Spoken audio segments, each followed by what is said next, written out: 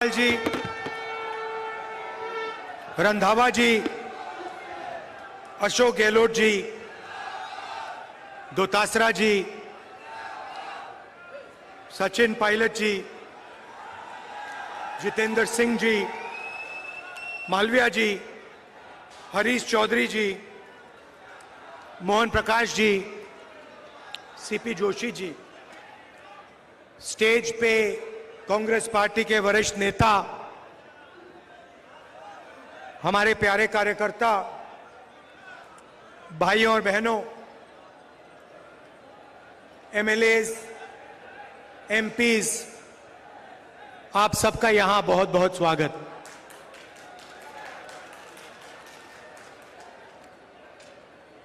ये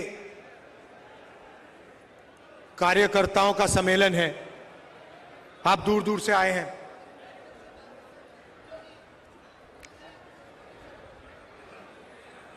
जैसे राजस्थान में रणथंभौर है, रणथंभौर में अगर आप जाएं, आप गए होंगे, तो वहां पे एक शेर को देखने घंटे लग जाते हैं। मतलब ढूंढो उसको, 6-7 घंटे लगते हैं और फिर एक झलक दिखती है, भाग जाता है। आप में से लोग गए होंगे रणथंभौर। यहां पे पहली बार मैंने देखा है कि हजारों बब्बर शेर एक साथ बैठे हुए हैं।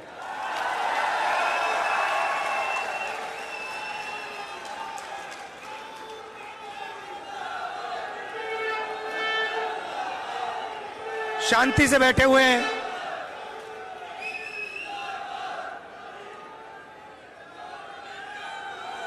नफरत की बाजार नहीं है, मोहब्बत की दुकान है।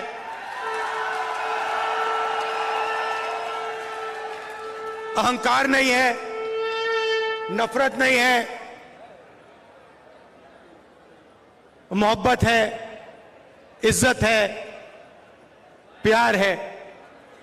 ये फर्क है बीजेपी में और कांग्रेस पार्टी में। विचारधारा की लड़ाई चल रही है।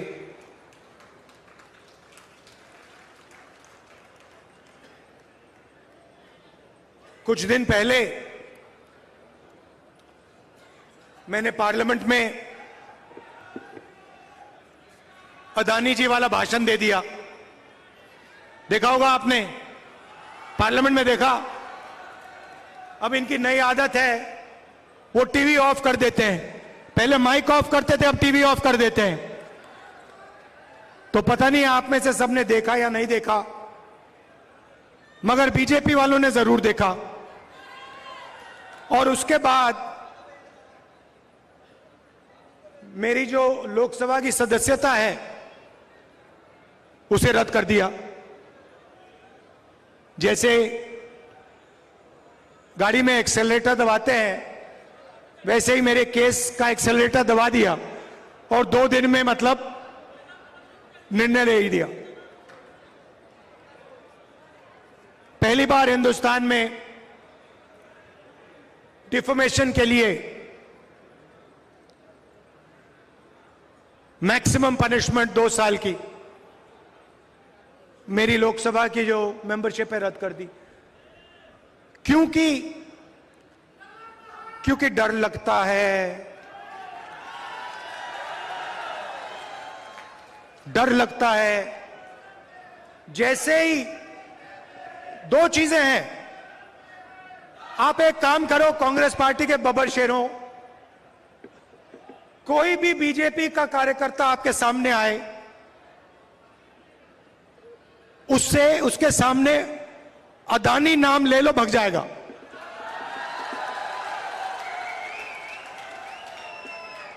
एक से उसको सामने खड़ा होगा, आएगा, वो कुछ भी कहे, आप उससे कहो भैया एक बात बताओ, ये आपके जो प्रधानमंत्री हैं, इनके बीच में और अदानी जी के बीच में क्या रिश्ता है? बीजेपी वाला भग जाएगा।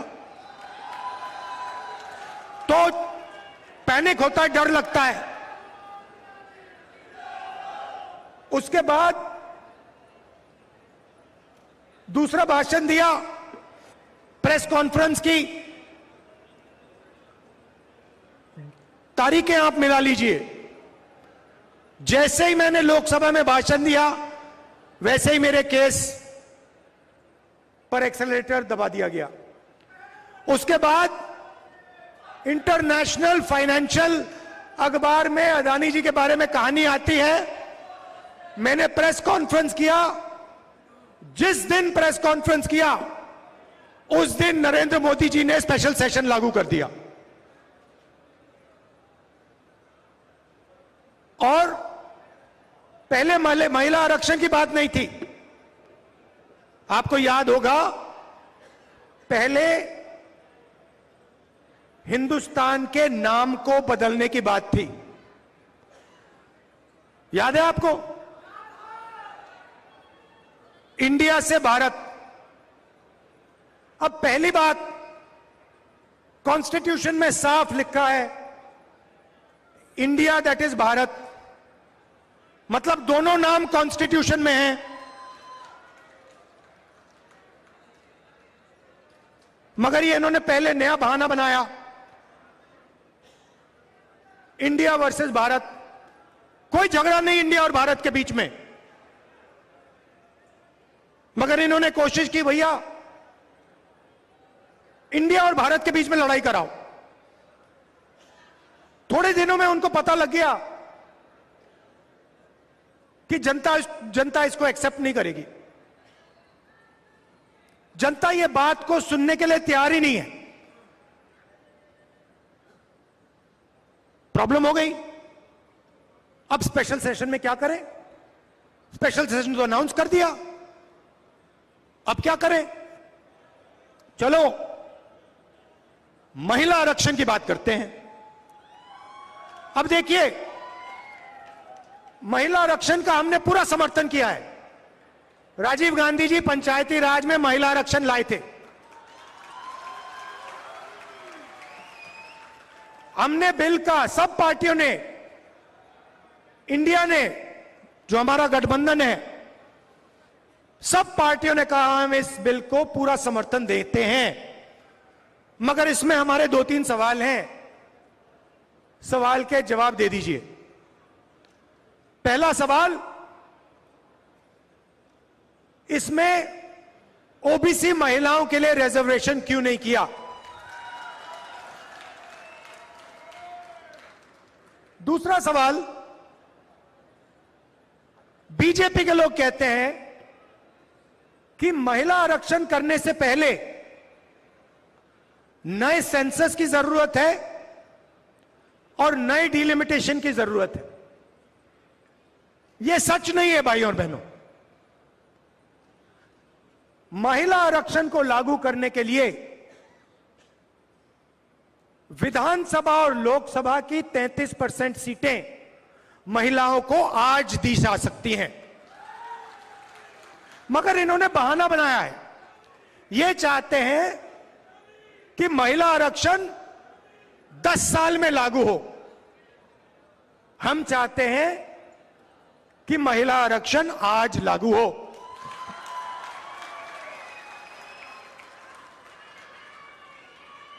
और ओबीसी महिलाओं को महिला आरक्षण का फायदा मिले।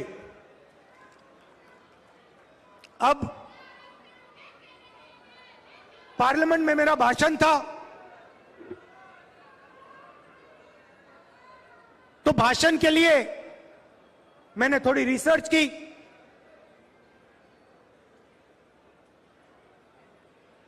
हमारे जो इंस्टीट्यूशंस हैं, जो संस्थाएं हैं,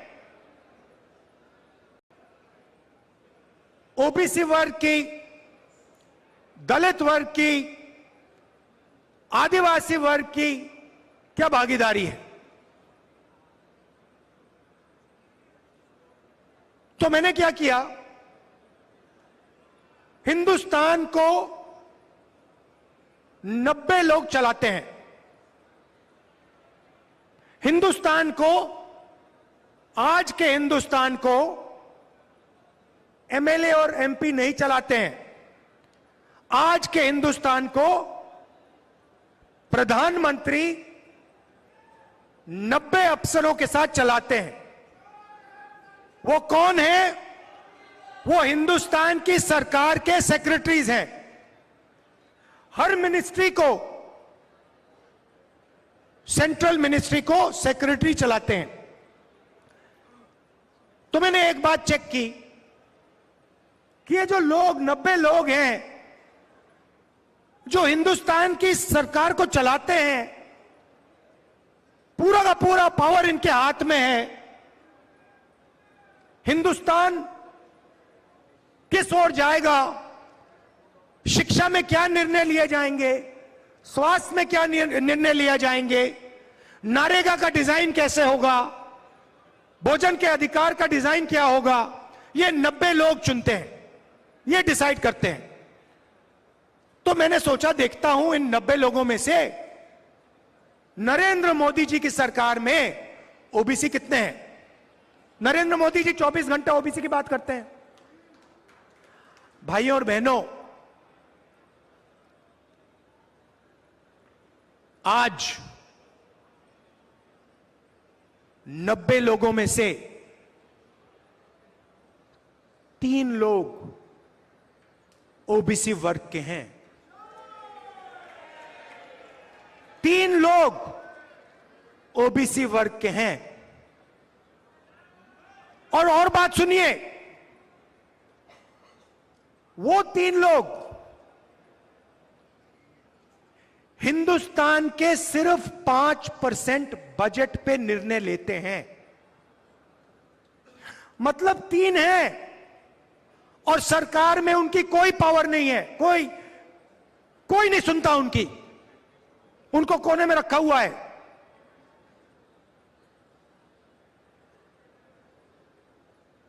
तो फिर पार्लियामेंट में मैंने एक और सवाल पूछा जो शायद हिंदुस्तान के लिए, ओबीसी वर्ग के लिए सबसे महत्वपूर्ण सवाल है, और वो ये है कि इस देश में ओबीसी कितने हैं,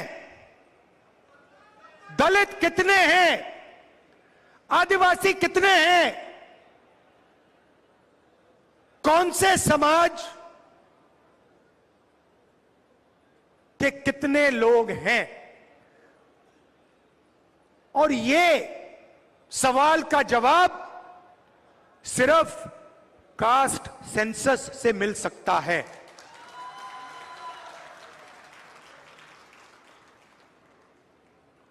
जैसे ही मैंने कास्ट सेंसस की बात शुरू की पार्लियामेंट हाउस में, आप देख लेना, बीजेपी लोग, बीजेपी के नेता, बीजेपी के मंत्री, एमएलए सब चिल्लाने लगे, मेरी आवाज को दबाने की कोशिश की। टीवी का कैमरा हिल गया कि देश के ओबीसी को यह पता ना लगे कि हिंदुस्तान की सरकार को जो चलाते हैं, 90 लोग जो चलाते हैं, उनमें से सिर्फ 3 ओबीसी वर्ग से आते हैं।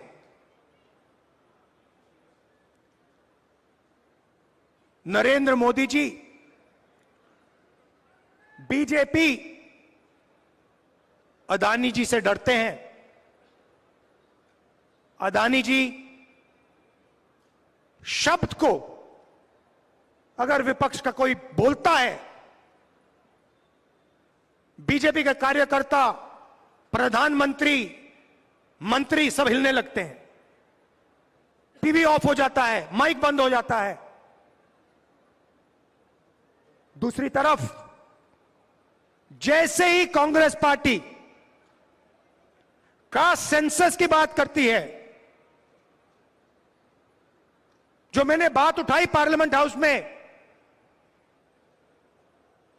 90 लोगों में से 3 लोग ओबीसी क्यों हैं, 5% बजट इन लोगों के हाथ में क्यों है? क्या ओबीसी की आबादी 5% है? क्या 5% है? नहीं, ये कोई नहीं जानता। कोई कहता है 50%, कोई कहता है 45%, कोई कहता है 55%। मैं सिर्फ यह कह रहा हूं, किसी को चोट लगती है, पहला काम क्या करते हैं? पहला काम अस्पताल में ले जाते हैं, कहते भैया एक्सरे करो, एक्सरे करो, पता लगाओ कि असलियत क्या है। हड्डी टूटी है,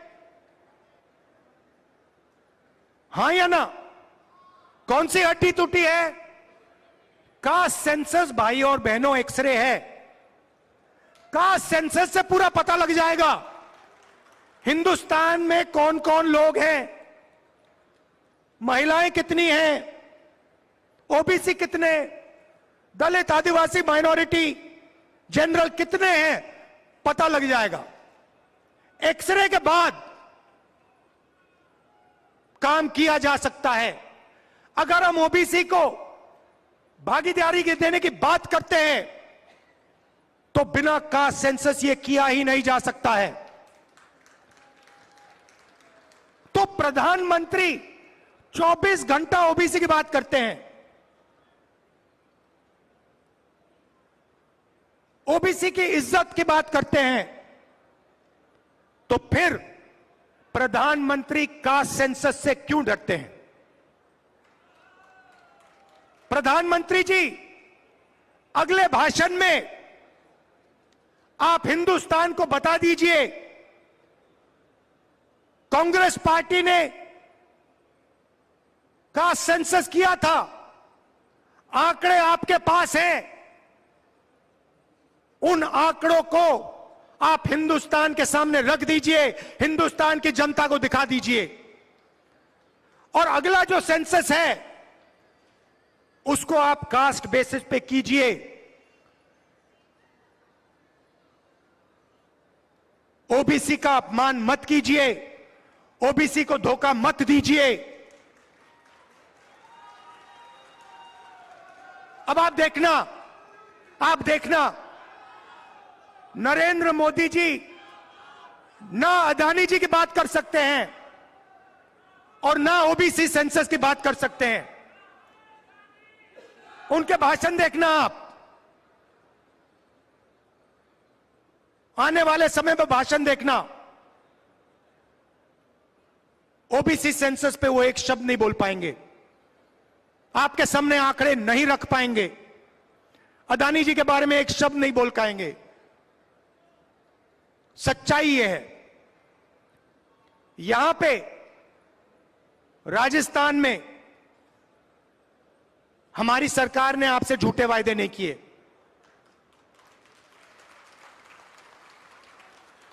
इक्कीस लाख किसानों को 14,000 करोड़ रुपए राजस्थान की सरकार ने दिया है। चिरंजीव स्वास्थ्य योजना को आप जानते हो,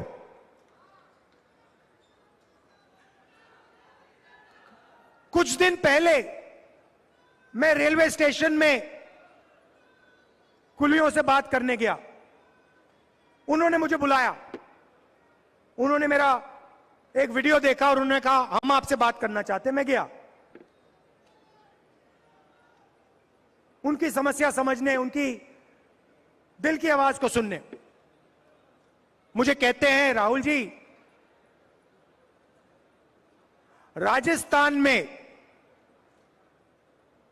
राजस्थान की सरकार ने जो स्वास्थ्य पे काम किया है उसने हमारी जान बचा दी।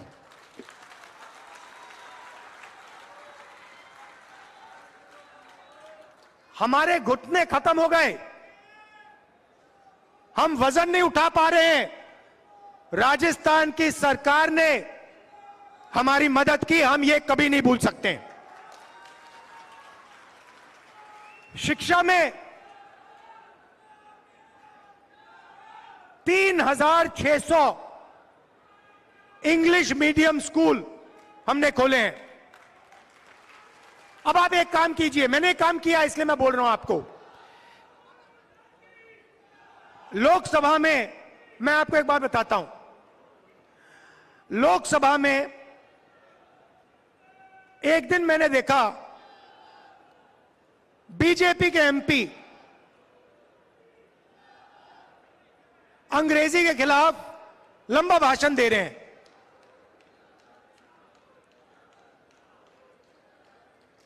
और हिंदी के बारे में बोल रहे हैं। हिंदी सबको सीखनी चाहिए, मगर अंग्रेजी भी सीखनी चाहिए। दुनिया में अगर आप किसी से बात करना चाहते हो, आपको अंग्रेजी की जरूरत होगी। हिंदुस्तान में अगर आप किसी से बात करना चाहते हो, आप हिंदी में कर सकते हो। दोनों की जरूरत पड़ती है। बाद में मैं गया पीछे, सुनिए सुनिए, बाद में मैं पीछे गया और मैंने उनसे पूछा, भैया एक बात बताइए,